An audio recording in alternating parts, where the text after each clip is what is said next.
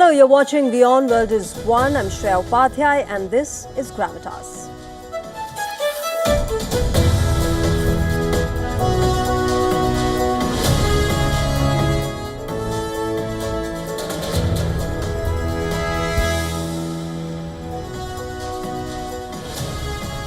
On Gravitas tonight, we decode the latest Russia-Ukraine peace talks with President Vladimir Putin pushing the land for peace pitch once again. We bring you in-depth analysis of the latest on that. We also get you all that happened on the last day of the World Economic Forum, from Donald Trump's Board of Peace to Emmanuel Macron's viral sunglasses, from business deals to global alliances. A look at Davos tonight.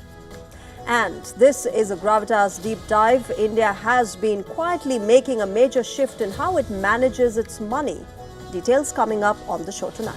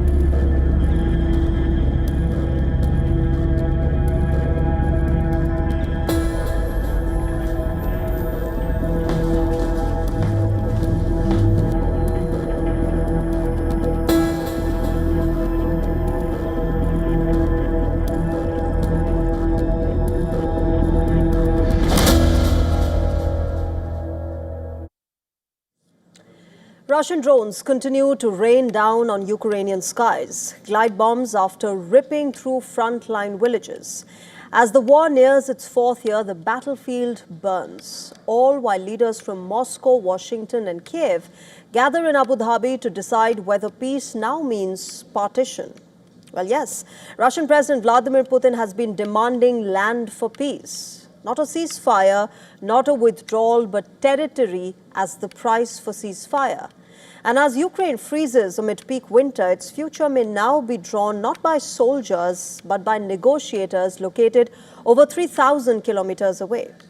According to Ukrainian authorities, Russia unleashed a new wave of attacks across the country over the past day, killing at least 6 civilians and injuring more than 40 others. More than 100 drones crossed Ukrainian airspace overnight, including dozens of long-range Shahid attack drones, many of which hit homes, power stations and civilian buildings across a dozen locations. The heaviest damage struck the eastern and southern parts of the country. In Donetsk, repeated strikes killed 4 people and injured 6 more. In Zaporizhia, glide bombs slammed into a frontline village, killing 1 civilian and wounding 10 others. Along the Dnipro River in Kherson, Russian fire hit residential neighborhoods, killing another person and injuring 2 people. The attacks are now further choking Ukraine's power grid, even as temperatures continue to plummet, falling below minus 20 degrees Celsius in many parts. In our building, the power mostly comes on at night, after a missile strike, and since there's no way to cook warm food for the child. According to Ukrainian authorities, emergency blackouts have spread to Kiev, Kharkiv, Odessa, Dnipro and several other regions. Ukraine's energy minister called the 22nd January attack as the hardest day for the power system since the nationwide collapse in 2022.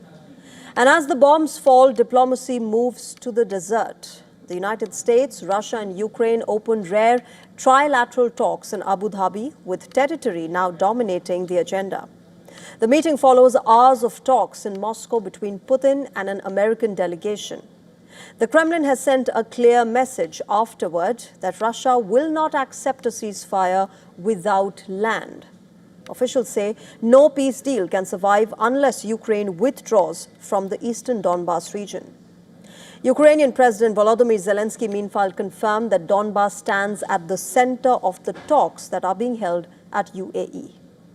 We speak about one issue, which is the most difficult, which did not solved, And I think that trilateral meetings maybe will show each other variants. It's all about the eastern part of our country. It's all about the land. This is the issue which we're not solved yet. The region is Ukraine's industrial backbone, rich in coal, steel and energy facilities. To put it simply, whoever controls Donbas controls the economic future of eastern Ukraine. Russian forces already occupy about 1/5 of Ukrainian territory, and on the battlefield, Moscow claims that it has captured 5 more areas this week in Kharkiv, Zaporizhia and Donetsk. Vladimir Putin, remember, has warned that if negotiations fail, Russian troops will take the rest by force. Kremlin's position is clear: land first, peace later. Now, as diplomats negotiate, the battlefield continues to rage. Whether peace will come through compromise or whether the front line will keep burning until one side finally breaks. All eyes are now on Abu Dhabi at the moment, where these talks are being held.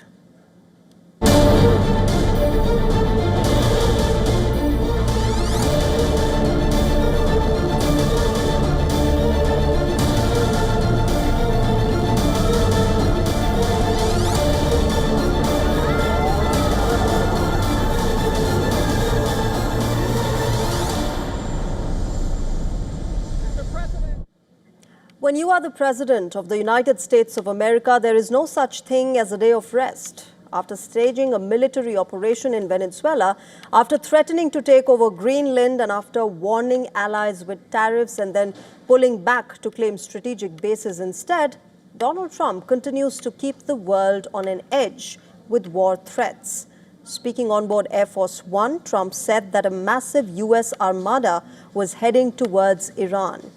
The president said that Washington was watching Tehran closely, even as he played down the chances of immediate military action. We have a big force going toward Iran. I'd rather not see anything happen, but we're watching them very closely. I saw 837 hangings on Thursday, and I said, if you hang those people, you're going to be hit harder than you've ever been hit. It'll make what we did to your Iran nuclear look like peanuts. But we have an armada. We have a massive fleet heading in that direction, and maybe we won't have to use it. We'll see. Now, these remarks come after the U.S. backed Israel in last year's 12-day June conflict, in which America claimed to have targeted and destroyed Iran's nuclear facilities. Since then, Donald Trump has repeatedly left open the option of new strikes, saying that Iran must never be allowed to build a nuclear weapon. At the same time, he continues to insist that diplomacy remains possible. But his mixed signals have kept tensions dangerously high. Remember, Iran is not sitting quiet. Iran's Revolutionary Guards, the IRGC, have warned that they are more prepared than ever with their finger on the trigger. Senior Iranian commanders have declared that any American attack would make American bases legitimate targets. But even as the war of words with the U.S. continues, inside Iran, the situation is equally volatile. The recent protests that have shaken the country, triggering a sweeping crackdown, continue to keep the country on an edge. Giving their first official toll from the protests, Iranian authorities on Wednesday said that 3,117 people have been killed so far. Human rights groups, meanwhile, say that the real death toll could be far higher, even more than 20,000. Thousands have been arrested and the internet has been shut down for weeks now. Iranian president has accused the US and Israel of fueling the unrest as revenge for military setbacks. Meanwhile, Donald Trump has swung between threats and restraint. He's recently pulled back from a possible strike after Iran halted planned executions of the protesters. But just days later, he warned Tehran that it could be wiped off the map if American leaders were targeted. And now this has become a pattern with Donald Trump. First, he puts pressure, then he takes it further with provocation. Then he does a partial retreat. For the world watching these developments closely, nothing feels predictable under Donald Trump's America.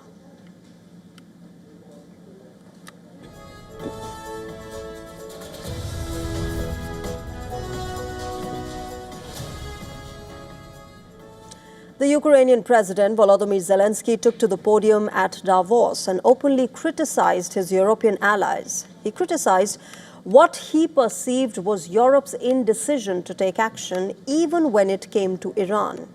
His fiery speech has drawn a reaction from Iran itself. Remember, tensions have been deepening between Ukraine and Russia's ally Iran. In his speech, Zelensky referred to what he called bullies across the globe. He cited America's rapid response to target alleged drug boats in the Caribbean. He also spoke about U.S. capturing Nicolas Maduro, an American Operation Midnight Hammer against Iran's nuclear sites.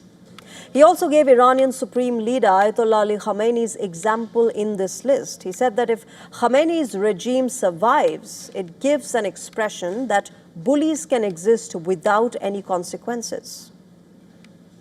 The Ayatollah has already killed thousands. And what will Iran become after this bloodshed? If the regime survives, it sends a clear signal to every bully. Kill enough people, and you stay in power. Who in Europe needs that message to become a reality? And yet Europe hasn't even tried to build its own response. Iran, meanwhile, has been quick to respond to Zelensky's address. Iranian Foreign Minister Abbas Araghchi lambasted the Ukrainian leader. Araghchi even went on to call the Ukrainian president a clueless clown. On his ex post, he said, and I quote, Zelensky has been rinsing American and European taxpayers to fill the pockets of his corrupt generals and to confront what he calls an unlawful aggression in the violation of the UN Charter. At the same time, he openly and unashamedly calls for unlawful U.S. aggression against Iran in violation of the same UN Charter. The world has had enough of confused clowns, Mr. Zelensky. Unlike your foreign-backed and mercenary-infested military, we Iranians know how to defend ourselves and have no need to beg for foreigners' help. Now remember, time and again, the Ukrainian president has accused Iran of supporting Russia's war in Ukraine. He claims that Iran supplies thousands of its homemade Shahid drones to aid Russia's war. On its part, Iran refutes these claims.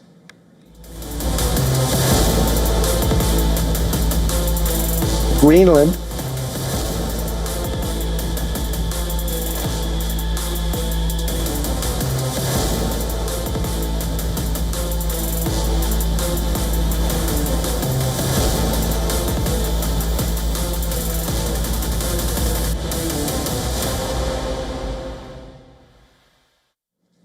United States and Europe have been at loggerheads. Greenland is a sticking point. While the World Economic Forum's annual meeting was seen as a tipping point, American President Donald Trump has walked away with the framework for a future deal. Ceasefire with Europe has set in for the time being, but reports say that the 1951 US-Denmark agreement will be updated, allowing America to exercise sovereign control over selected military zones in Greenland. On the way back to US from Switzerland, Trump hinted at further concessions for his country's military. He also claimed that other countries might contribute to what he calls his Golden Dome project. We're all going to work together, and actually NATO is going to be involved with us. We're going to be doing it in conjunction, parts of it in conjunction with NATO, which is really the way it should be. And we won't have any expense because we're not going to have expense. Other than building the Golden Dome, we're going to build the Golden Dome. And we'll have participation in that also. The cost of the Golden Dome, we'll have participation in that also, meaning with the expense of it. Europe has heaved a sigh of relief at Trump's climb down from his threat of acquiring Greenland by force and imposing additional tariff on NATO allies. Holding an emergency summit, the EU conceded the need to implement the trade deal with America and strengthen transatlantic cooperation. While Greenland's Prime Minister Jens Frederik Nielsen has described his country's sovereignty as a red line, Denmark has agreed to hold meetings with the US to fine-tune this deal over Greenland. First, there was the president's speech at Davos, where he took the somewhat extreme idea of annexing Greenland off the table. That was good. And then, There was the subsequent meeting with NATO's Secretary General, after which the trade war with Europe was called off, and he said, "Now I will ask the Foreign Minister and the Vice President to negotiate a solution." But the question remains, has Europe conceded too much? With reports suggesting that Washington will be able to independently control certain areas in Greenland, United States might be in a position to leverage this island's rich resources. Remember, 25 out of 34 critical minerals are found in Greenland. With many European nations refraining from joining his board of peace, Donald Trump has again isolated his NATO allies and sought to stamp his dominance on a body which is perceived to be a rival to the United Nations. Even as this game of one-upmanship continues, China, remember, has been trying to entice American allies with trade. A week ago, Canadian Prime Minister Mark Carney held talks with Chinese President Xi Jinping in Beijing. They forged, a new strategic partnership along with a landmark trade deal to remove trade barriers. China, remember, also hosted South Korean President Lee Jae-myung earlier this year. Meanwhile, UK's Prime Minister Keir Starmer, who has been at loggerheads with the US, is all set to visit Beijing next week to strengthen their business ties. Amid all of this geopolitical uncertainty, the Danish Prime Minister, Mette Frederiksen, left a food for thought. After meeting Keir Starmer a day earlier, she wrote a note in the visitor's book, and I quote what she's written, "With a little help from my friends." Drawing inspiration from the iconic Beatles song, she gave a clarion call. Europe needs to showcase unity more than ever before. And let's also get you this report by WION's Assistant Editor for Foreign Affairs on what exactly happened over Greenland at the World Economic Forum. Here at Davos, the big story was the Greenland deal. It was a breather for European leaders who were anxious after Donald Trump's speech at the World Economic Forum. During his speech, he reiterated his stance that Greenland is required for the security of United States. But hours later, he announced a deal.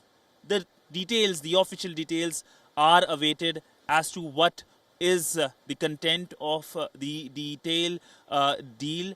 But it is clear the European leaders have got a message that it's time to have much more independent policy at a time when Donald Trump's tariffs are changing the world order and the transatlantic relationship remains at their lowest level. And they're looking for new partners like India. In fact, during the Economic Forum, we saw several references to India, including by Ursula von der Leyen, who will be in Delhi over the weekend and will be taking part in the India-EU summit on Tuesday. That will see two key announcements, the FTA and the defense and security arrangement between the two sides. Clearly, Europe, after getting bruised by Donald Trump, is looking towards the larger world for stability. With video journalist Neeraj Patel, Sudhan Sibal for WION in Davos, Switzerland.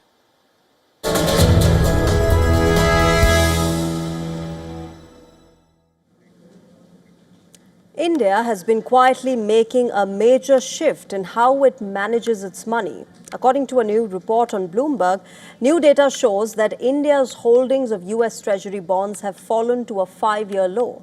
They're now down to about $174 billion, a sharp drop of more than 25% from their peak in 2023. Now, here's why this is important. For decades, US treasuries have been seen as the safest place in the world to park foreign reserves. They're backed by the world's largest economy and supported by the dollar's dominance. But India is now reducing its exposure to the dollar, and it is not alone. Several big economies are looking for alternatives to dollar assets. But first, let's talk about India. There are three main reasons why India is doing so. The first one is to protect the rupee. India's currency has come under heavy pressure after trade tensions with Washington and steep American tariffs on Indian exports. So by selling US bonds, the Reserve Bank of India gets the dollars, which it can use to buy rupee and support its falling currency. The second reason is the fear of sanctions. After the US froze Russia's foreign reserves in 2022, many countries began asking a very important question: what if we are next? If you hold too many dollar assets, it means you're vulnerable to US political decisions. And experts say that India wants to reduce that risk. Which brings us to the third and the most important reason in all of this: diversification. India is shifting more money into gold and other reserve assets. Its gold purchases have surged in recent years, mirroring moves by China, Brazil, and Poland. To put it simply, the central banks of these countries are no longer putting all of their eggs in one basket, or the dollar basket in this case. It doesn't mean that the dollar is not an attractive option. Economies like India are now interested in diversifying where they park their money. Now, this shift is also linked to current geopolitics. Remember, ties between Washington and New Delhi have been strained, thanks to the unfair trade war waged by the United States of America on India over disputes over oil imports from Russia. Last year's sudden deterioration in ties reportedly jolted Indian policymakers. India started reassessing its financial exposure. Analysts note that India is making sure that its economy is not over-dependent on any one country. And it's not like India is abandoning the dollar. US treasuries still make up around 1/3 of its reserves, and foreign ownership of US debt remains near record highs. So this is not a collapse of confidence. It's just what a recalibration looks like, which brings us to the next part of this story. What will be the implications of this entire move be? It's big. When large economies reduce their reliance on the US debt, it raises questions about America's financial dominance, about whether the dollar will remain unchallenged in the long term. And a recent survey found that nearly 60% of central banks are now actively looking for alternatives. And that tells its own story. Some experts believe that India's selling may slow down if a US-India trade deal is finalized and the rupee stabilizes. But many say that the broader trend is irreversible. The world is becoming more fragmented and more cautious, more strategic, and more protectionist in its policies. So what we are seeing right now is not just a story of one economy or a few countries. It is a wider story. And the Indian economy is just trying to position itself for a more uncertain world, for a world where even the dollar is no longer taken for granted.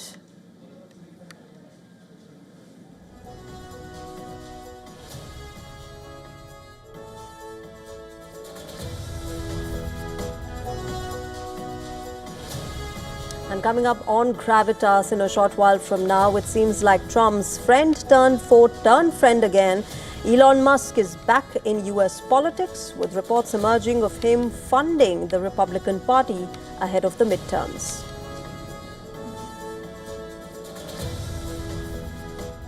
Also on the show tonight, French President Emmanuel Macron's sunglasses have gone beyond being just a fashion moment. We tell you all about it.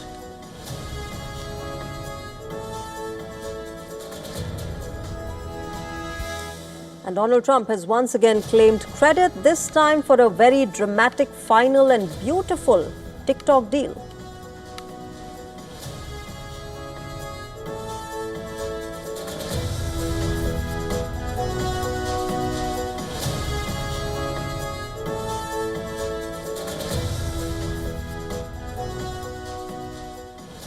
As religion takes a more prominent role in Bangladeshi politics, the Trump administration seems to be warming up to change.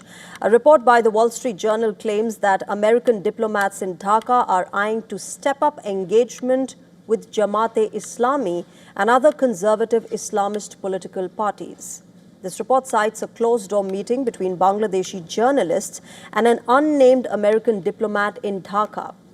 The meeting reportedly took place on the 1st of December last year, and according to the audio recordings of the meeting cited by the Wall Street Journal, the American diplomat acknowledged that Bangladesh's politics had taken an Islamist turn. American assessments suggest that Jamaat would perform better than ever before in the upcoming elections. During this meeting, the American official reportedly told the Bangladeshi journalist that the US wants to be friends with the Jamaat. He also indicated that the US was willing to engage with other conservative Islamist political parties. The report says that the American diplomat downplayed concerns over Jamaat-e-Islami's hardline Islamist politics. The American diplomat discounted any possibility of the Jamaat imposing Sharia in Bangladesh. In fact, he went on to suggest that Washington would hit back at Dhaka with tariffs on its textiles industry to prevent any such move. The American outreach to Jamaat-e-Islami comes at a time when India's relations with both Dhaka and Washington have taken a hit. New Delhi has long feared the rise of Islamic conservative parties as a threat to regional security strategy. The Jamaat-e-Islami, remember, has been banned multiple times in Bangladesh, including during Sheikh Hasina's rule. But with Hasina's ouster, the Jamaat is back in the political fray. The American outreach could further mainstream the Jamaat-e-Islami and put a further strain on the relationship between India and US and India and Bangladesh. Jamaat, remember, has traditionally advocated for governing by Sharia law and is seen to be a major driver of anti-India sentiment. Bangladesh is set to hold general elections on the 12th of February this year, which is the first since the ouster of Sheikh Hasina. With the Awami League banned from contesting the elections, the Bangladesh Nationalist Party, or the BNP, and Jamaat-e-Islami are considered to be among the front-runners in this race.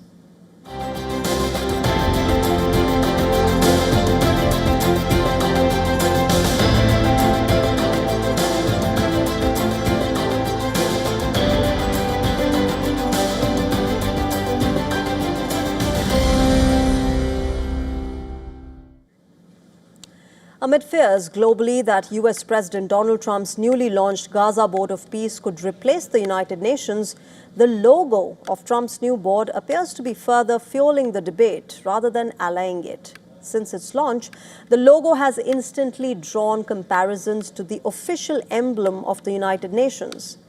The logo's design shows a globe framed by olive branches, almost identical in concept to the UN's symbol. But this version comes in bright gold. It highlights North America and parts of South America while placing the United States at the center. Whereas the UN logo is predominantly blue in color and shows a map of the whole world. Now, the logo resemblance comes at a time when the Board of Peace appears to be triggering anxiety in diplomatic circles. What began as an effort to support the Gaza ceasefire has now grown into an ambitious plan for a permanent global conflict resolution body chaired by Donald Trump himself. While Trump says that the Gaza Peace Board will work in tandem with the UN, several European countries have refused to join the body. France, for example, supports peace talks but rejects any institution that sidelines the United Nations. Slovenia, on the other hand, warns that the board's sweeping powers could weaken the UN Charter. Trump has reiterated that the board will cooperate with the UN and not replace it. Yet, the symbolism says a lot. The gold color in the logo matches Trump's personal style, now visible across the Oval Office and his business ventures. The map excludes much of the world, showing only the Americas, including countries like Venezuela, whereas Washington has pushed for greater influence. So will the new institution step into the United Nations' place, one gold-plated symbol at a time? Well, only time will tell.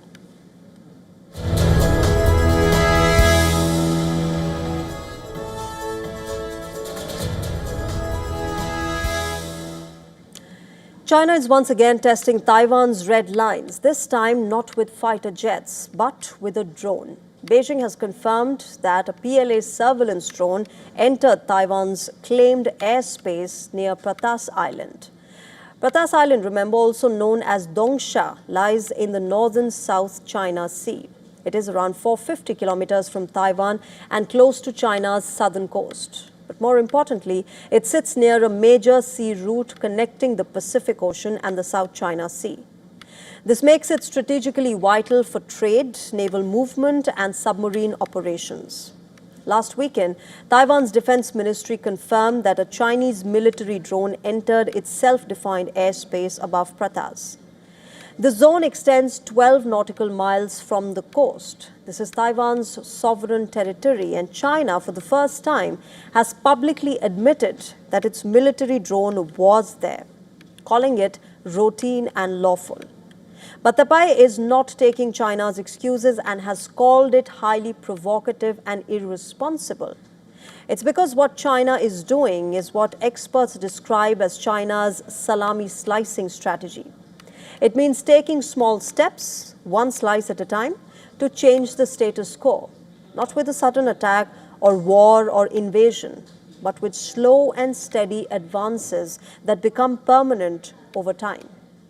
Since 2022, after the then US House Speaker Nancy Pelosi visited Taiwan, China has steadily increased pressure around Taiwan, a self-ruled island that it claims as its own national territory, after which it vows to reunite with the mainland, even if it means by force.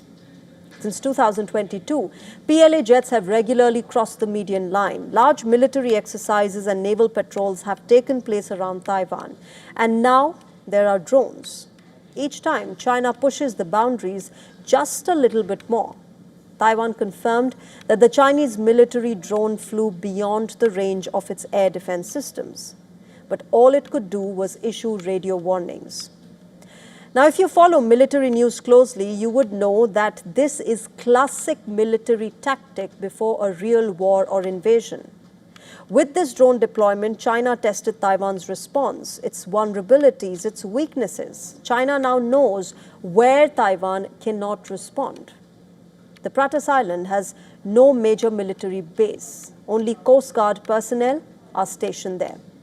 Air defense is limited and Taiwan lacks the advanced drones to match China's capabilities. That makes Pratas Island a soft target for repeated pressure.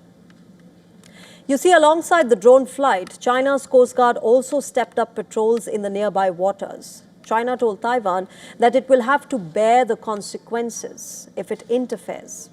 This is coordinated pressure in the air, at sea, and diplomatically.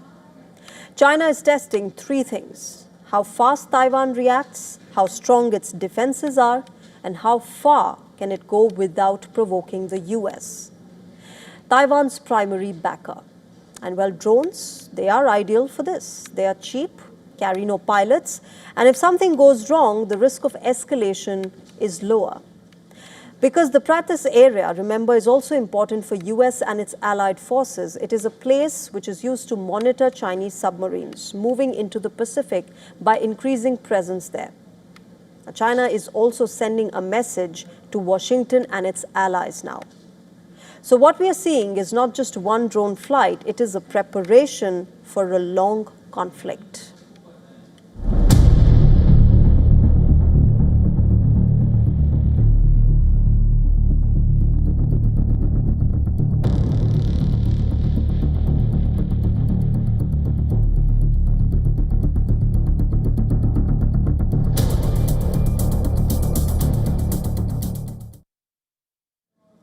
A new revelation from inside Israel's own borders has come to light. 25 people now stand indicted for spying for Iran. These are not foreign agents slipping across borders, but Israelis and long-term residents accused of betraying their own state. And this is not an isolated breach. It is a pattern. It is a surge, and it raises the question: how deep has Iran's intelligence network already penetrated Israel? According to Israel's security agency, the Shin Bet, of the 25 spies that were indicted, many were Jewish Israelis. Most of them worked for money, and investigators say that they photographed major installations, tracked sensitive locations, and may have passed intel across enemy lines. The arrests come as tensions between Israel, Iran, and the United States hover near a breaking point, with fears of another war breaking out. The Shin Bet further disclosed that Iranian recruitment efforts exploded in 2025. The number of Iranian plots using Israelis as spies rose by 400% in 2025 as compared to 2024. Incidentally, 2024 had witnessed the exact same percentage rise, which is of 400%, when compared to 2023. According to the Shin Bet, across 2025, Israeli counterintelligence blocked 120 separate espionage operations, and this is part of a broader pattern. Last year, Iranian state television aired what it claimed was stolen files from inside Israel, including the footage of the Dimona nuclear reactor, maps of weapons programs, even names of nearly 190 Israeli scientists and military experts. There were some of those leaks shared by the very spies who are now under indictment. How much damage did they cause before authorities stopped them? And how many others remain undiscovered? The breaches inside Israel have been a major issue. In 2024, 2 Israeli army reservists were arrested, including one from the Iron Dome unit, accused of handing over classified missile defense material, including a video of batteries in action.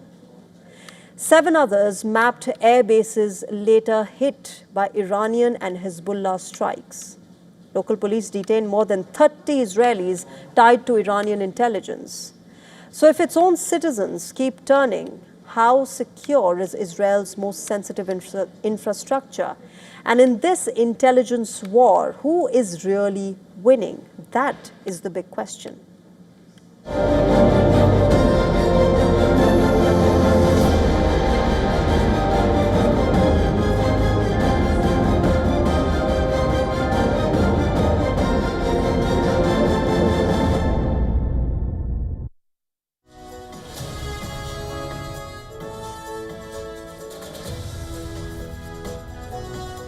7 months ago, the world sat up and took notice as ties between US President Donald Trump and the world's richest man took a turn for the worse. The French said, and I quote, "Without me, Trump would have lost the election." In a curious turnaround, Elon Musk is now back in Trump's good books and the electoral space.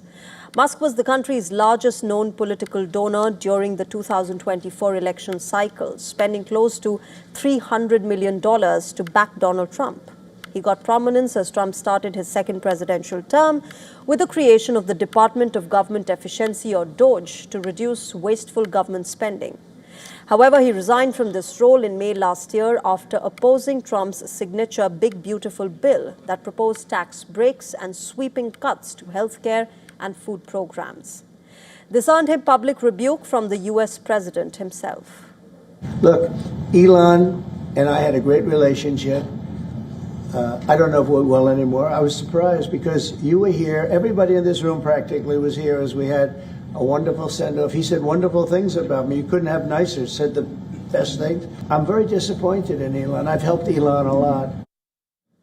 The Tesla CEO took his fight to the next level in July by announcing a new political outfit called America Party, challenging the two-party system of America.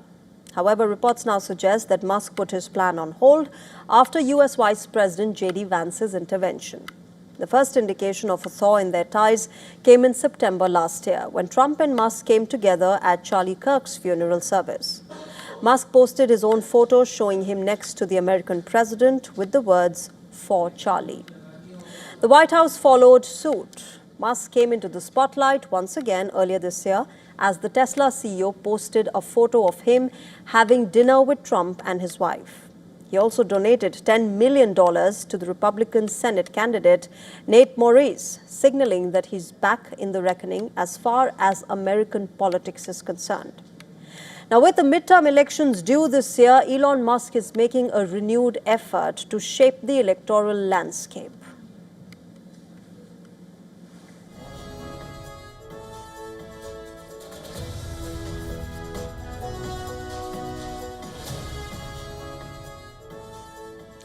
In China, Xi Jinping's anti-corruption purge continues. The latest senior official to face disciplinary action is Gao Yichen, China's former Vice Minister of State Security. 75-year-old Gao was expelled from China's Communist Party this week.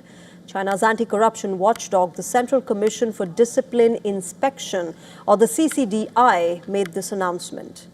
CCDI accused Gao of engaging in collusion between politics and business, exchanging benefits and severely polluting the political environment. Gao was the deputy head of China's Ministry of State Security. That is China's principal civilian intelligence agency. It's effectively China's version of the CIA. Gao also had an additional role. In 2005, he became deputy director of the 610 office. This was a security agency which dealt with religious cults. Gao retired from both the posts years ago, but China says that he abused his influence after retirement. He was put under investigation last June, and China's anti-graft watchdog finally read out the charges this week.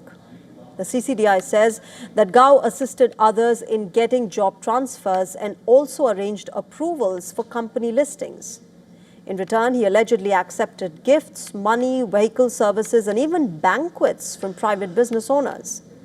The CCDI says that Gao, quote, lost his ideals and convictions. He has now been transferred to a special Chinese state office which specializes in investigation. He will be prosecuted by the state for all his alleged illegal gains. They have also been confiscated. Chinese President Xi Jinping has been on an anti-corruption crusade, remember, for years now. He launched it as soon as he came to power in 2012. But the campaign has picked up in intensity since 2022. Several members of China's Central Military Commission have been purged in the anti-corruption drive.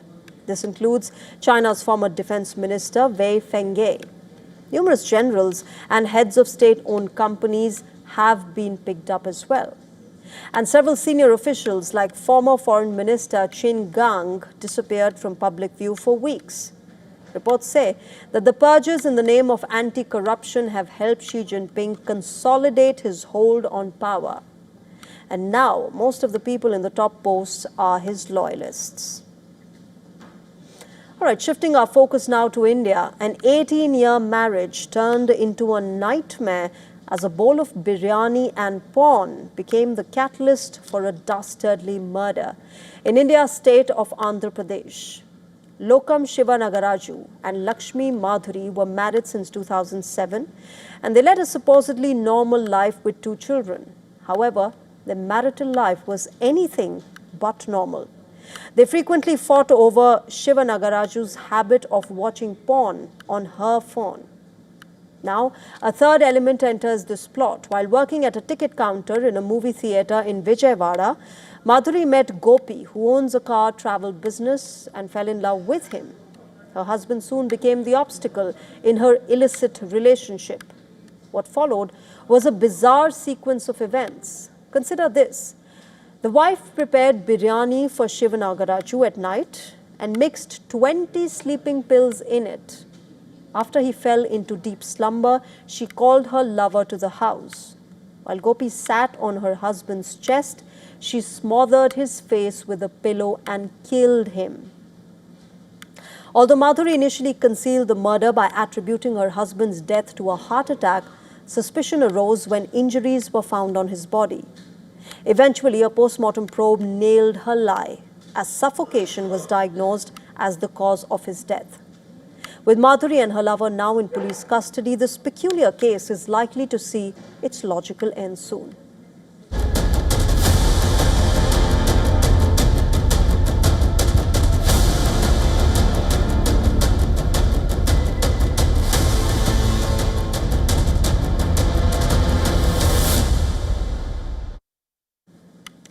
TikTok has found a way to stay alive in America. After years of political pressure, security fears, and ban threats, the video app company has struck a deal. TikTok announced it has set up a new company called TikTok USDS. This entity will now run its American operations, more than 200 million users and over 7.5 million businesses, all under a new structure. This new structure is a response to a law that was passed under former President Joe Biden. The law had forced Chinese-owned ByteDance to sell TikTok's U.S. operations or face a ban in its biggest market. But now, the new venture has been welcomed by Trump, who has also claimed credit for this deal. He said, "I'm so happy to have helped in saving TikTok." That's what he posted on Truth Social late on Thursday. He also thanked Chinese President Jinping for approving it. Remember, ByteDance retains a 19.9% stake in this joint venture, keeping its ownership below the 20% threshold stipulated by the law. Three investors, Silver Lake, Oracle, and Abu Dhabi-based AI investment fund, MGX, each hold 15% stakes in this. Oracle's executive chairman, Larry Ellison, is a longtime Trump ally. Other investors include Dell family office affiliates of Susquehanna International Group and General Atlantic. The joint venture will retain decision-making authority over trust and safety policies as well as content moderation for American users of the app. But TikTok's global entities will manage international product integration and commercial activities, including e-commerce and advertising. Under the arrangement, the joint venture will be governed by a 7-member majority American board, including TikTok CEO Shu Chu, as well as executives from investment firms. TikTok executive Adam Presser was appointed the CEO of this new entity. He will be, of course, Will Farrell serving as the chief security officer. U.S. President Donald Trump has filed a $5 billion lawsuit against JP Morgan Chase and its CEO Jamie Dimon, accusing the bank of politically motivated debanking. The lawsuit filed in a Florida state court claims that JP Morgan closed several of Trump's personal and business accounts in violation of its own internal policies.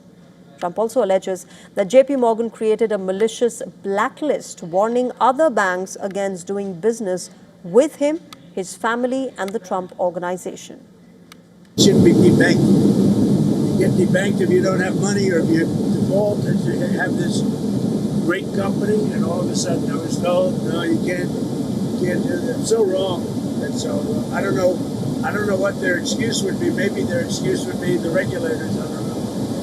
But regardless, I guess it's a good lawsuit because every pundit has come out and said, Trump has a great lawsuit here. You're not allowed to do what they did. Jamie Dimon, what he did, he's not allowed to do that.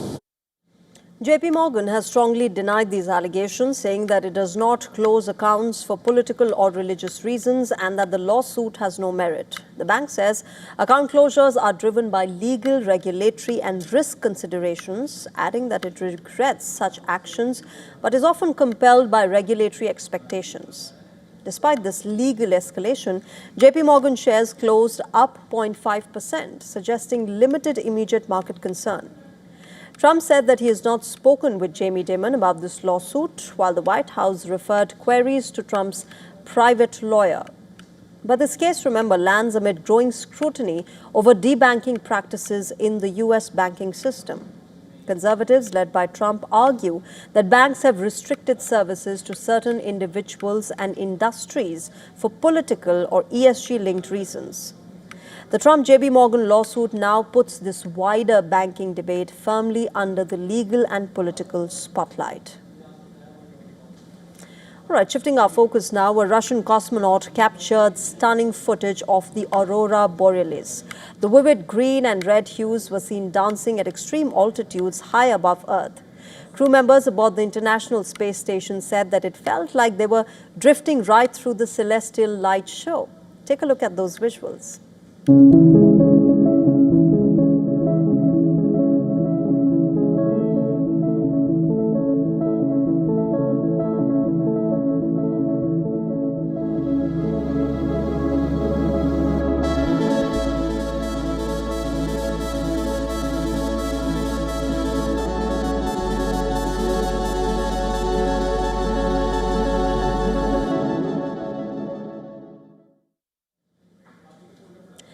Top Gun, Terminator, Eye of the Tiger, he's been called all of this since he wore sunglasses at the World Economic Forum. French President Emmanuel Macron not only upped the style quotient in Davos, but guess what else he has done? He's boosted the company's stocks. Shares of the sunglasses maker iVision Tech surged nearly 30% in a single day, briefly triggering a trading halt due to volatility, all from one French fashion moment. No ad campaign, no influencer deal, just a world leader, a global stage, and a pair of shades. Italian brand iVision Tech added about $4.1 million to its market cap on Thursday after the French president wore them. The pair of Pacific S01 double gold sunglasses, and it is being priced at about $775. And the president had to wear it to hide a subconjunctival hemorrhage or a burst blood vessel in his right eye, which he called totally benign. The brand, remember, is a small, high-end European eyewear company. It produces only about 1,000 pairs a year, and suddenly everyone wanted to know, what are those sunglasses? Their website reportedly struggled to keep up with the traffic on that day, even though President Macron's office later explained that this look was to protect his eye. The market clearly had already rendered its verdict. And somewhere right now, an eyewear luxury brand is wondering if it should start sending its sunglasses to every head of the state around the world. All right, moving on. It sounds like science fiction, but it could be Earth's next line of defense as well. Scientists say sonic booms, the thunderous shock waves racing through the sky, may help track and protect US from dangerous space junk hurtling towards the planet. Take a look at this report.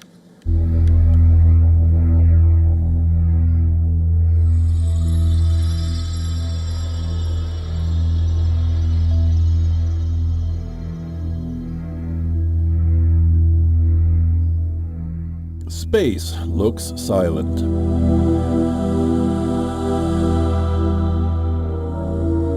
Empty and infinite.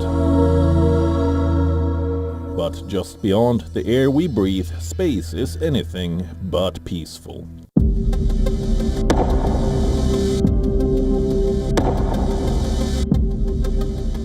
Our quest for space dominance has littered Earth's orbit. Space junk falling out of orbit and crashing toward our planet is a growing threat.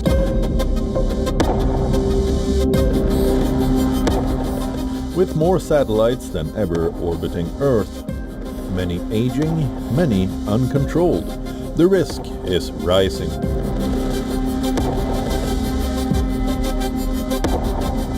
Old satellites and spacecraft parts re-enter Earth's atmosphere more than 3 times a day. They can threaten aircraft, damage property, or worse, injure people on the ground.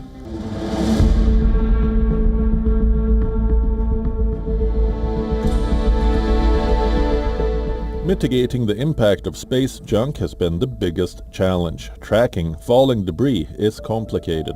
Space junk that travels at speeds of up to 18,000 miles per hour has the tendency to deorbit suddenly.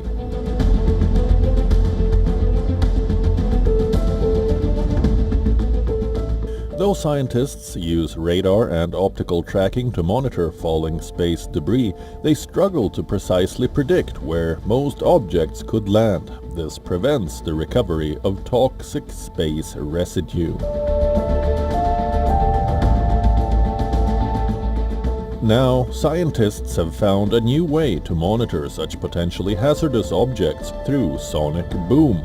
It is a thunderous noise created by shock waves when an object travels through the air faster than the speed of sound.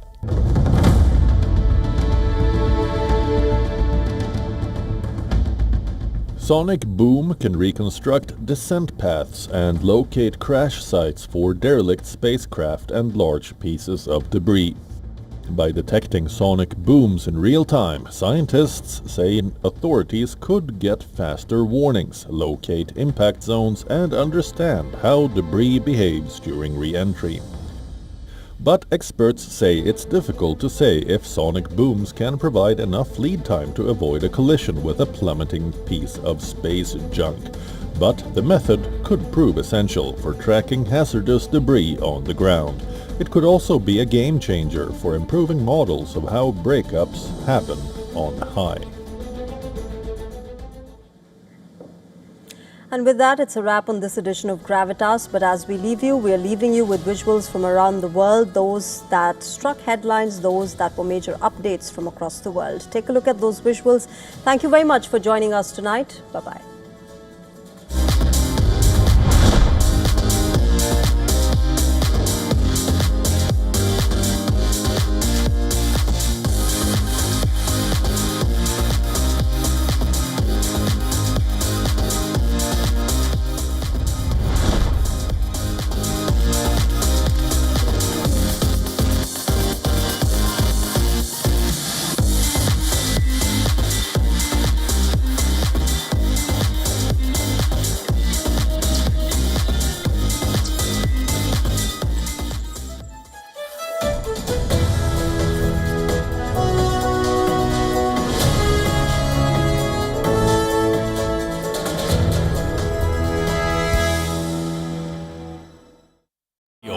India's Global Voice, the channel that brings you the biggest stories from across the world through India's lens.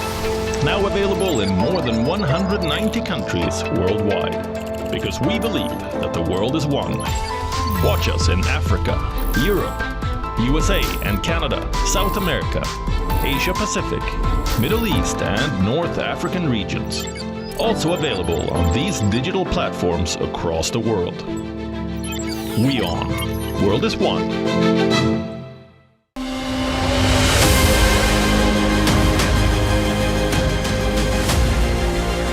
And welcome to a brand new edition of South India, a daily dynamic show that will capture the pulse of southern states.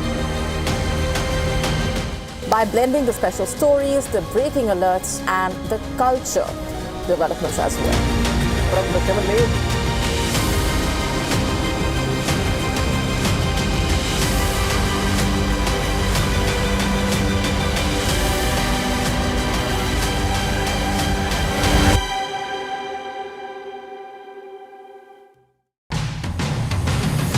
A global convention on a mountainside in one of the prettiest countries in the world. Davos 2026 was an absolute spectacle. AI dominated the forum's Swiss landscape. But in Beijing, robot dogs got a lot of press for pulling a sled across a frozen lake. The UK Navy sent up an autonomous bird to track subs, while the US military's latest Abrams tank can tackle drones in the air. What a week and a half it's been. Don't miss the wrap on Tech It Out, only on WION at these times. From strong human development to resilient infrastructure, Kerala has built a model that balances growth with stability. Today, Kerala is opening wider to the world, welcoming global partnerships across technology, industry, tourism and sustainable development, offering robust opportunities. At the World Economic Forum 2026 in Davos, Kerala steps onto the world stage. WION team is here to cover the Davos World Economic Forum. Invest in the future. Invest in Kerala. Watch WION at Davos 2026. From the bustling trading floors of Wall Street to the vibrant exchanges of Asian stock markets, WION breaks it down for you to make sense of what's happening. As we reveal the key factors behind events, strategic battles, and the game-changing business decisions that shape the world. We bring you all of this and more on World Business Watch. Rashtriya Swayamsevak Sangh. To some, it's an extreme ideology. To others, it's the very soul of India. To some, it's rebellion. To others, it's a principle of